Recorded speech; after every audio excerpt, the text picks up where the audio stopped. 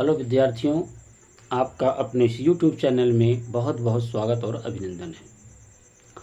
आज हम लोग शुरू करने वाले हैं जीव विज्ञान, वो भी कक्षा 10 के लिए, और उन सभी विद्यार्थियों के लिए यह चैप्टर उपयोगी होगा जो कॉम्पिटिटिव एग्ज़ाम देते हैं।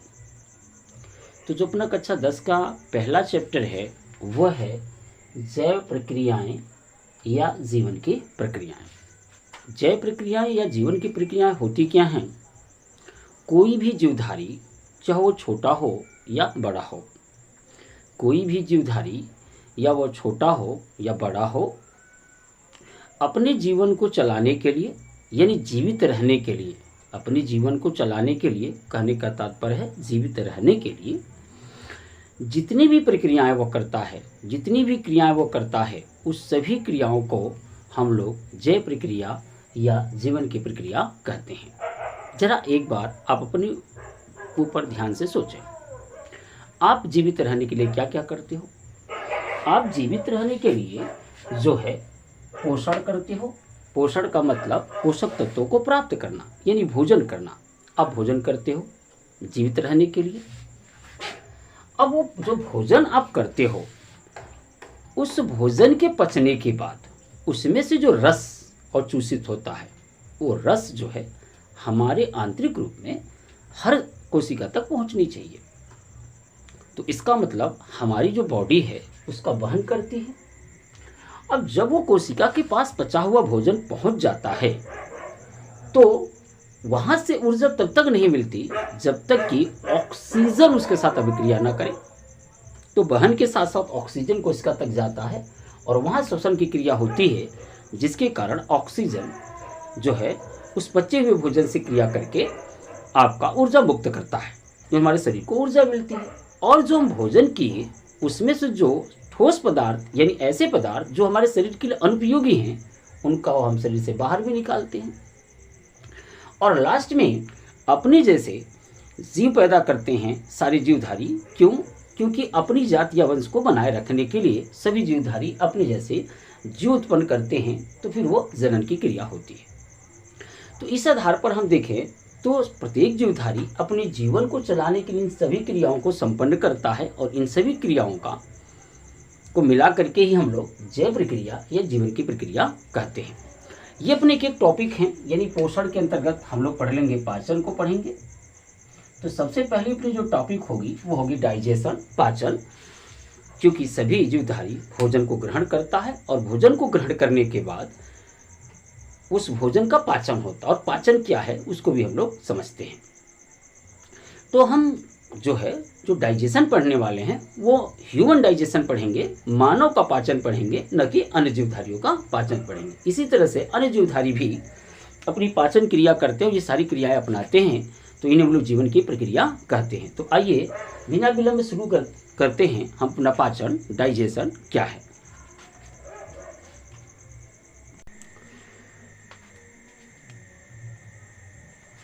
तो विद्यार्थियों, डाइजेशन यानी पाचन समझने के लिए हमें कुछ तथ्यों को समझना होगा। तो फिर हम आओ ये देखते हैं कि डाइजेशन समझने के लिए किन किन तथ्यों पर हमें जानकारी लेनी होगी। तो हम देखेंगे जो भोजन है उसी का पाचन होता है। तो भोजन के जो मुख्य घटक होते हैं, यानी भोजन में जो उपस्थित मुख्य पोषक तत्व होते हैं, उनके विषय में हम पहले जानते हैं। तो हमारे भोजन में मुख्य रूप से 3 प्रकार के पोषक तत्व पाए जाते हैं। पहला तो ऊर्जा देने वाला, जिनसे खाने से हमें ऊर्जा मिलती है, या जो पचने के बाद हमारे शरीर को ऊर्जा प्रदान करते हैं, उन्हें हम लोग ऊर्जा देने वाले पोषक तत्व कहते हैं, जिसके अंतर्गत मुख्य रूप से कार्बोहाइड्रेट और वसा को रखा जाता है। दूसरा जो है निर्माणकारी, यानी हमारे शरीर में डेली तमाम कोशिकाएं टूट फूट होती रहती हैं, उन कोशिकाओं की मरम्मत या उन कोशिकाओं के फिर से पुनः निर्माण करने का कार्य जो करने वाला पोषक तत्व है जो भोजन में मिलता है, वो है प्रोटीन। आपको चोट लग जाती है और चोट लगने के बाद कुछ दिनों के बाद धीरे धीरे वो ठीक हो जाता है, तो वहाँ की कोशिकाएं फिर से निर्मित हो जाती हैं। तो वहाँ पर वो काम कौन करता है, उनको रिकवर करने का, वो है प्रोटीन। तीसरा जो है अपना पोषक तत्व है प्रतिरक्षा प्रदान करने वाले पोषक तत्व। यानी जो हमें बीमारियों से बचाते हैं और हमें रोगों से लड़ने की शक्ति देते हैं, वो होते हैं विटामिन और खनिज लवण। तो हमने देखा कि हम जो भी भोजन करते हैं उन भोजक तत्वों में कौन कौन से पोषक तत्व मिल सकते हैं। ऊर्जा देने वाला, जिनमें कार्बोहाइड्रेट और वसा है, निर्माणकारी जो प्रोटीन है, और प्रतिरक्षा प्रदान करने वाले विटामिन और खनिज लवण हैं। तो हम एक एक करके सबसे पहले इनके विषय में जानें कि कार्बोहाइड्रेट, वसा, प्रोटीन और विटामिन क्या है। फिर उसके बाद हम लोग पाचन का मतलब समझ पाएंगे।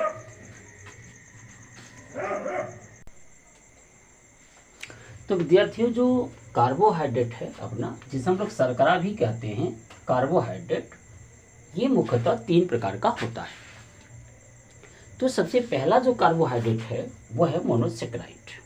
उससे पहले आप जरा देखें तो कार्बोहाइड्रेट का जो सामान्य सूत्र है वो CnH2nOn होता है।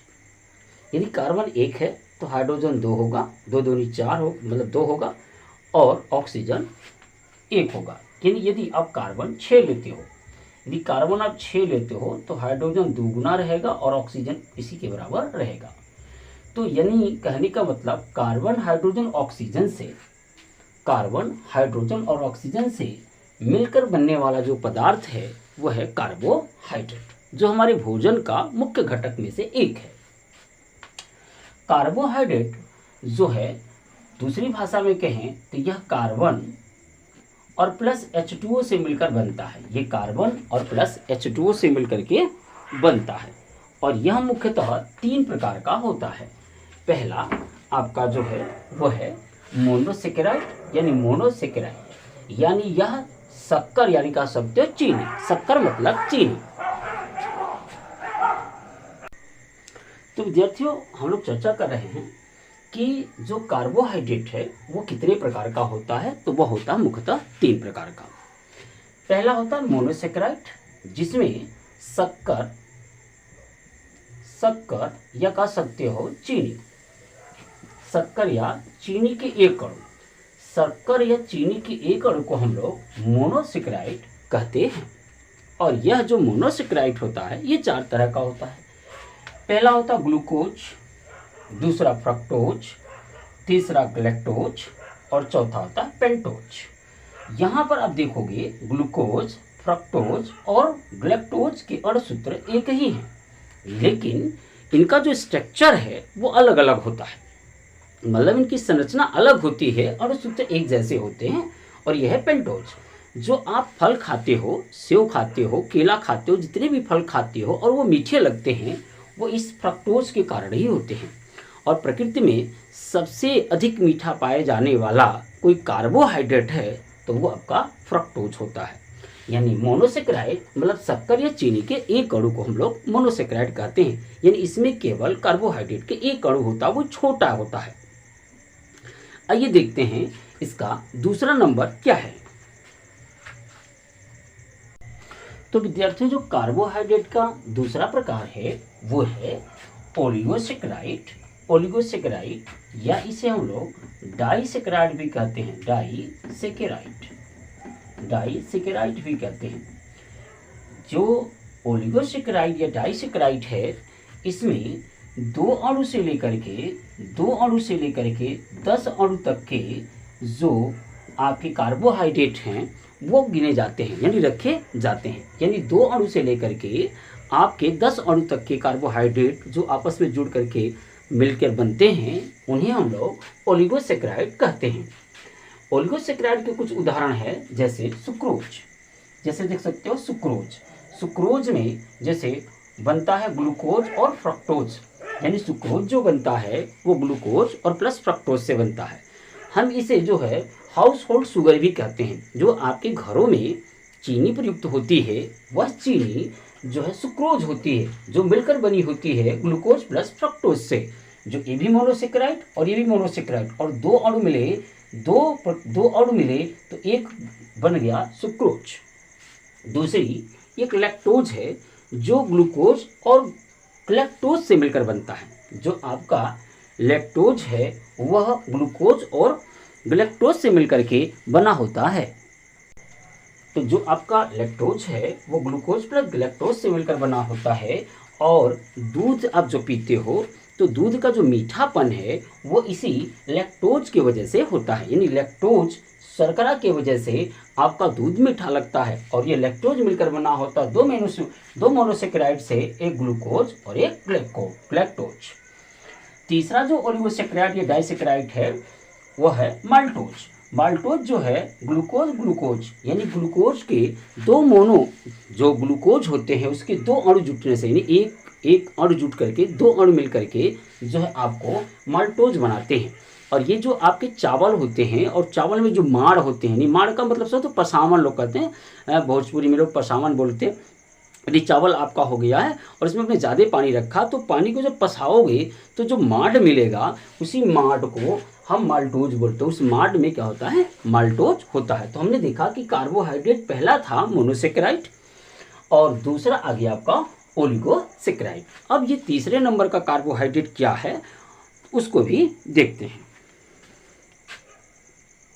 तो विद्यार्थियों, जो कार्बोहाइड्रेट का तीसरा भाग है, जो तीसरा रूप है वो होता है पॉलीसेकेराइड। हम लोग पढ़ते हैं पॉलीसेकेराइड, यानी कहने का तात्पर्य ये है कि जितने भी पौधे होते हैं वो अपना भोजन जो है पॉलीसेकेराइड यानी स्टार्च के रूप में संग्रहित रखते हैं।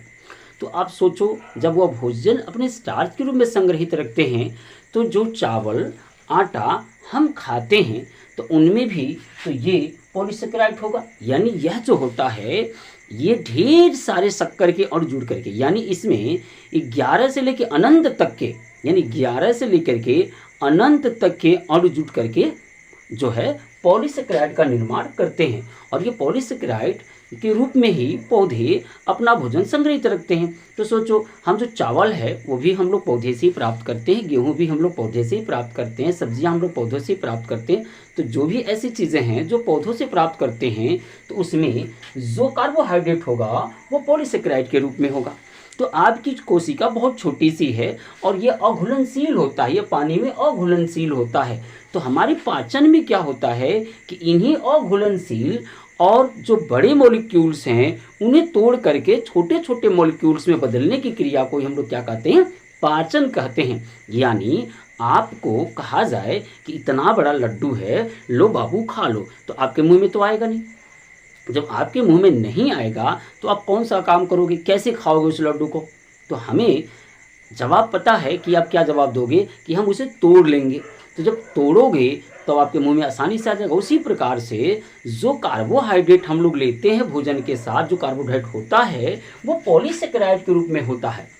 और उसे हमारे जो पाचन तंत्र होते हैं वो पाचन में होता क्या है, जो ओलिगोसेकेराइड है वो आपका किस में, जो आपका पॉलीसेकेराइड है वो किस में, ओलिगो में, ओलिगो के बाद मोनोसेकेराइड में, यानी छोटे छोटे अणुओं में टूटता है। और इसी को हम लोग कहते हैं डाइजेशन या पाचन। तो हमने देखा कि भोजन के मुख्य घटक में जो कार्बोहाइड्रेट था वो कितने प्रकार का होता है और किन किन जो है एलिमेंट से मिलकर बना है, उसका समान अणुसूत्र क्या है और वो कितने प्रकार का होता है। तो इसमें आपको समझ में आ गया होगा कि पाचन में क्या होता है। पाचन में जो हम खाते हैं, जो भी भोजन करते हैं जिसमें कार्बोहाइड्रेट उपस्थित होता है वो पॉलीसेकेराइड के रूप में होता है। यानी बड़े मॉलिक्यूल्स होता है, ढेर सारे अणु जुट करके बनते हैं। और हमारी कोशिका छोटी सी है तो उतने बड़े अणु को तो हमारी कोशिका ऑब्जर्व नहीं कर सकती, अपने अंदर ले नहीं सकती। तो हमारे पाचन में इसी जो पॉलीसेकेराइड है, स्टार्च है, इसको तोड़ करके ओलिगो और फिर मोनोसेकेराइड में बदलने का कार्य होता है। यानी बड़े बड़े मॉलिक्यूल्स छोटे छोटे मॉलिक्यूल्स में तोड़े जाते हैं और इसी क्रिया को हम लोग कहते हैं डाइजेशन यानी पाचन। और यह क्रिया धीरे धीरे हमारे पाचन तंत्र में संपन्न होती है। तो हमने देखा पहला जो भोजन का मुख्य घटक था कार्बोहाइड्रेट, जो ऊर्जा देने वाला था। अब देखते हैं दूसरा जो अपना है वसा, जो है वसा। वसा भी बहुत बड़ा जो है अणु होता है, वसा भी बहुत बड़े अणु होते हैं और इन्हें भी हमारा जो है कोशिका डायरेक्ट ऑब्जर्व नहीं कर सकती। तो हम जब भोजन के साथ वसा मतलब तेल, जो वसा हम खाते हैं तो वसा क्या होता है, तोड़ करके, यानी पाचन में जो बड़े बड़े मॉलिक्यूल से जुड़ करके ये बना होता है, इन मॉलिक्यूल्स को क्या किया जाता है, पाचन की क्रिया में छोटे छोटे मॉलिक्यूल्स में बदलने का क्रिया किया जाता है। उसका छोटा मॉलिक्यूल होता है ग्लिसरॉल, राल, ग्लिसराल। तो ग्लिसराल होता है और तब जा कर के हमारा जो कोशिका होती है इसे ऑब्जर्व कर सकती है, अपने अंदर ग्रहण कर सकती है। ये तो हो गए दोनों वह ऊर्जा देने वाले। तीसरा जो होता है प्रोटीन, तो प्रोटीन भी क्या होता है, ये भी बड़े बड़े मॉलिक्यूल्स में होता है, इसके भी बहुत सारे अणुओं से जुड़ करके बना होता है। तो डायरेक्ट हमारा शरीर इन्हें अपने अंदर ऑब्जर्व नहीं कर सकती, तो पाचन क्रिया में बड़े बड़े जो टुकड़े हैं तोड़ तोड़ करके छोटे टुकड़ों में बदला जाता है। तो प्रोटीन का जो छोटा टुकड़ा होता है वो होता है एमिनो अम्ल, एमिनो अम्ल, एमिनो अम्ल होता है। तो इस तरह से आपने देखा कि जो हमारे भोजन में उपस्थित कार्बोहाइड्रेट था, वसा था, प्रोटीन था, ये बड़े बड़े मॉलिक्यूल्स यानी बड़े बड़े टुकड़ों में होते हैं और इन्हीं बड़े बड़े टुकड़ों को तोड़ करके छोटे छोटे टुकड़ों में बदलने की क्रिया हमारे पाचन में होती है। तो इसी क्रिया को हम लोग क्या कहते हैं, पाचन कहते हैं। चौथा जो हमारा प्रतिरक्षा प्रदान करने वाला था जो था विटामिन्स, विटामिन्स और खनिज लवण जो थे, खनिज थे और क्या थे, लवण थे। तो खनिज जो लवण थे ये वह छोटे छोटे मॉलिक्यूल्स होते हैं, तो इनका पाचन नहीं होता, यानी विटामिन खनिज लवण का पाचन अपने शरीर में नहीं होता। केवल पाचन किनका होता है, कार्बोहाइड्रेट के बड़े बड़े टुकड़ों को छोटे टुकड़ों में बदला जाता है, और वसा के बड़े बड़े टुकड़ों को छोटे टुकड़ों में बदला जाता है, और प्रोटीन के बड़े बड़े टुकड़ों को छोटे टुकड़ों में बदला जाता है। तो हमने अभी तक समझा कि पाचन, डाइजेशन होता क्या है।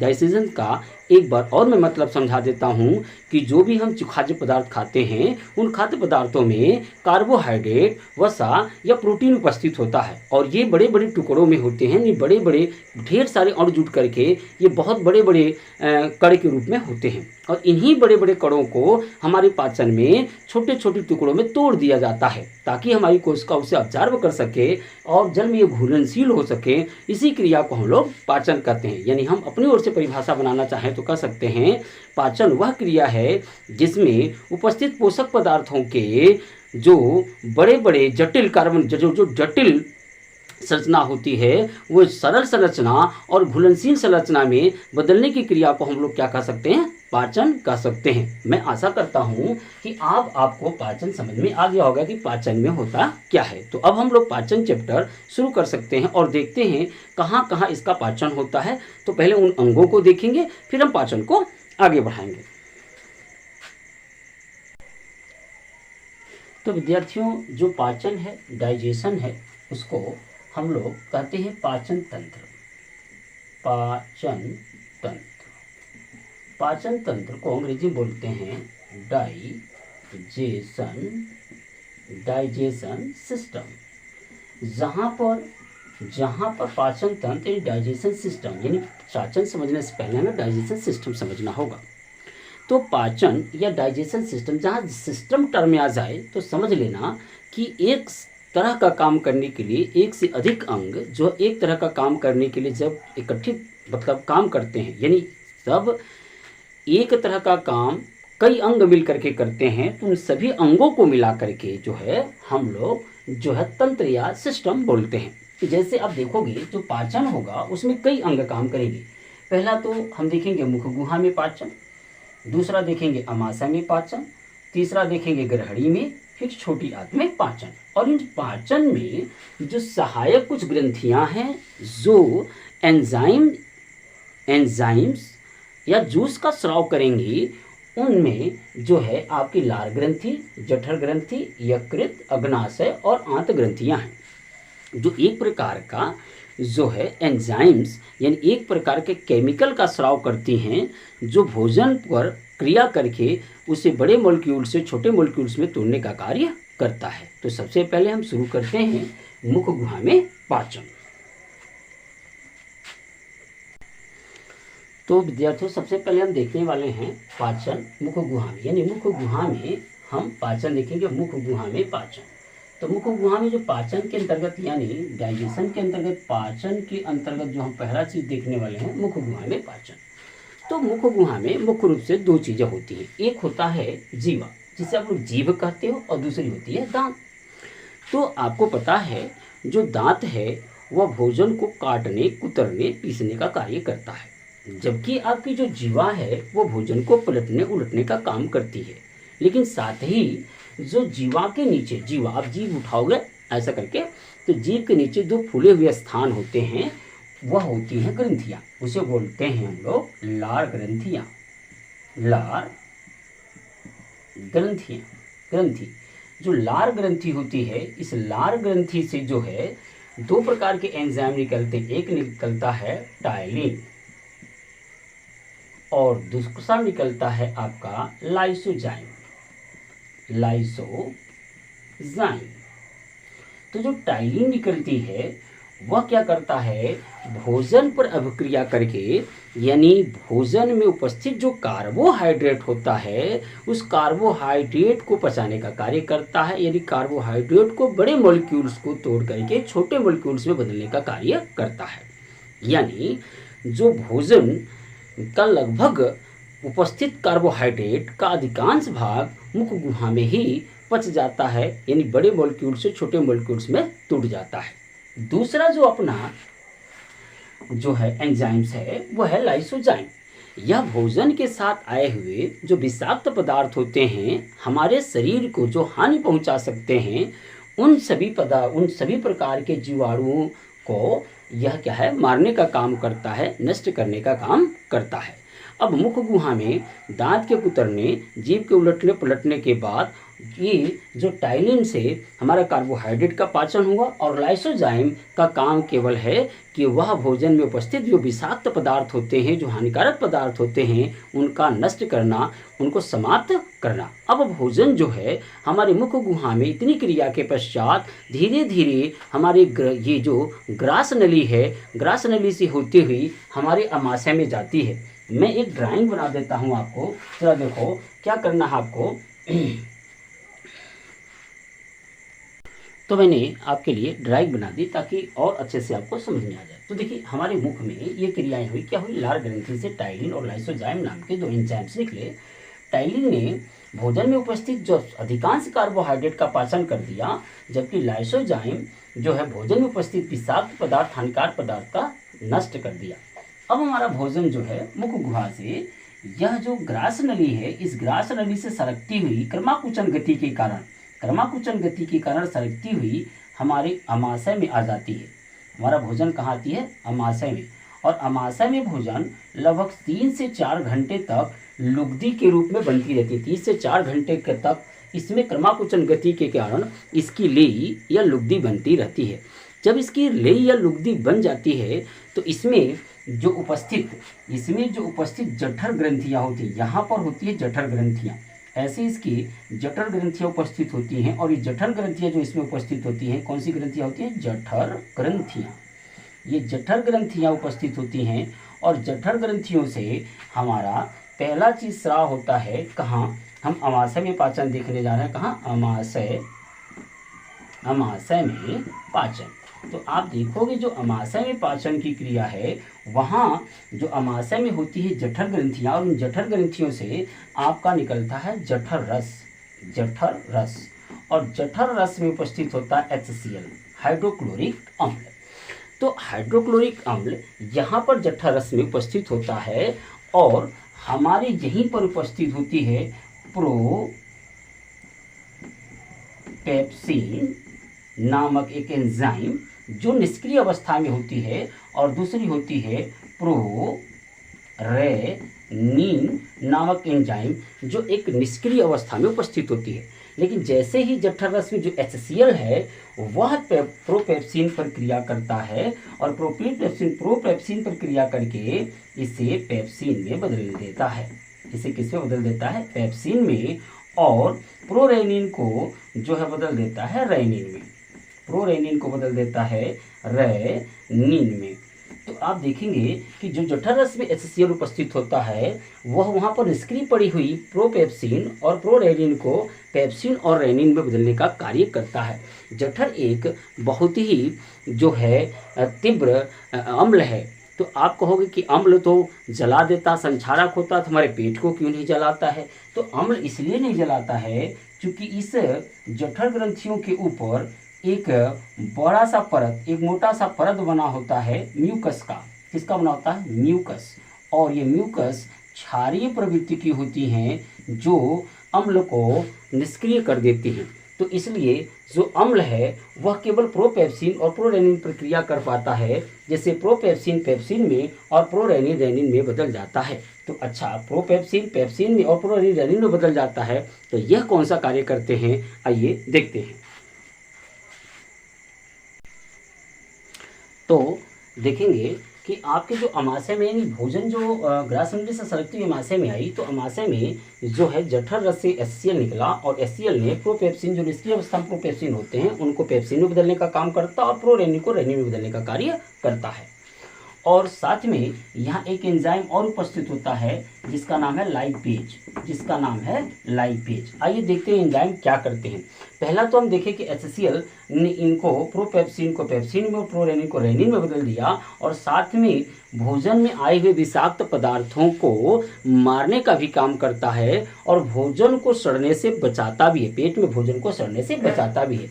अब आपकी जो ये पेप्सिन है ये क्रिया करती है किस पे, प्रोटीन पर। ये किसको पचाती है, प्रोटीन को पचाती है, और प्रोटीन को पचा करके इसके छोटे मॉलिक्यूल्स पेप्टोन्स, प्रोटीन को पचा करके ये किसमें बदल देती है, इसको पेप्टोन्स में बदल देती है, जो कि प्रोटीन का एक छोटा मॉलिक्यूल्स है। और जो रेनिन है वो दूध, जो दूध आप खाते हो या दूध आप पीते हो, तो दूध में उपस्थित केसीन प्रोटीन होता है। दूध में कौन सा प्रोटीन होता है, केसीन प्रोटीन होता है, और उस केसीन प्रोटीन को दूध से फाड़ करके अलग करती है। यानी कह सकते हो कि दूध से दही जमाने का काम, यानी दूध से पेट में दही जमाने का काम रेनिन करती है। जो छोटे बच्चे होते हैं उनका ये महत्वपूर्ण जो है एंजाइम है, क्योंकि वह दूध ही ज़्यादा पीते हैं। तो दूध को फाड़ करके वहाँ से कैसीन प्रोटीन निकालती है, और फिर क्या करता है, पेप्सिन उस पर क्रिया करके उसके भी पेप्टोन्स में बदल देता है। तीसरा जो अपना एक एंजाइम लाइपेज है, जो वसा पर क्रिया करके वसा को पचाने का कार्य करता है। आइए फिर से एक बार रिवाइज करके इसे देख लेते हैं। यानी अमाशय में पाचन, अमाशय में होती है जठर ग्रंथियां, और जठर ग्रंथियों से निकलता है जठर रस, जिसमें उपस्थित HCl जो है निकलता है, HCl उपस्थित होता है, और वहाँ पर उपस्थित प्रोपेप्सिन जो निष्क्रिय अवस्था में होती हैं उन पर अभिक्रिया करके उसे पेप्सिन में बदलने का काम करता है, और पेप्सिन भोजन में उपस्थित प्रोटीन को पचा करके पेप्टोन्स में बदलने का कार्य करती है। दूसरा, प्रोरेनिन एंजाइम उपस्थित होता है जिस पर HCl अभिक्रिया करके रेनिन में बदलने का कार्य करता है, और रेनिन जो होता है वो दूध में उपस्थित कैसीन प्रोटीन को फाड़ करके अलग कर लेता है, जिससे कि पेप्सिन उस पर क्रिया कर सके। तीसरा जो एंजाइम होता है वो होता है लाइपेज, जो भोजन में उपस्थित वसा को पचाने का कार्य करता है। तो ऐसे हमने देखा कि हमारे मुख गुहा में कौन कौन से एंजाइम निकले और क्या क्या क्रियाएं हुई। दूसरा, आपने देखा कि अमाशय में कौन से रस निकले और उनसे कौन सी क्रियाएं हुई। तो हम ये सारी चीज़ें देख चुके। अब हम देख रहे हैं कि हमारा वीडियो बहुत लंबा होता जा रहा है, तो हम जो पाचन है इसको 2 वीडियो में कवर करेंगे। तो आज हम लोग जो है अमाशय तक के पाचन तक रोकते हैं, शेष भाग हम लोग सेकेंड वीडियो में देखेंगे। तब तक के लिए मैं आपसे इजाज़त चाहता हूँ। यदि आप हमारे चैनल पर नए हैं और आपको हमारी वीडियो अच्छी लगी हो, ज्ञानवर्धक हो, तो निश्चित तौर से मेरे चैनल को सब्सक्राइब करके मेरा उत्साहवर्धन करें, अपने मित्रों में शेयर करें ताकि वो भी लाभ उठा सकें, और लाइक का बटन दबाना ना भूलें। यही हम लोगों का पूंजी है, यही हम लोगों का मनोबल बढ़ाता है। तो विद्यार्थियों, फिर नेक्स्ट वीडियो में मिलते हैं पाचन के सेकेंड पार्ट के साथ। तब तक के लिए मैं आपसे इजाज़त चाहता हूँ।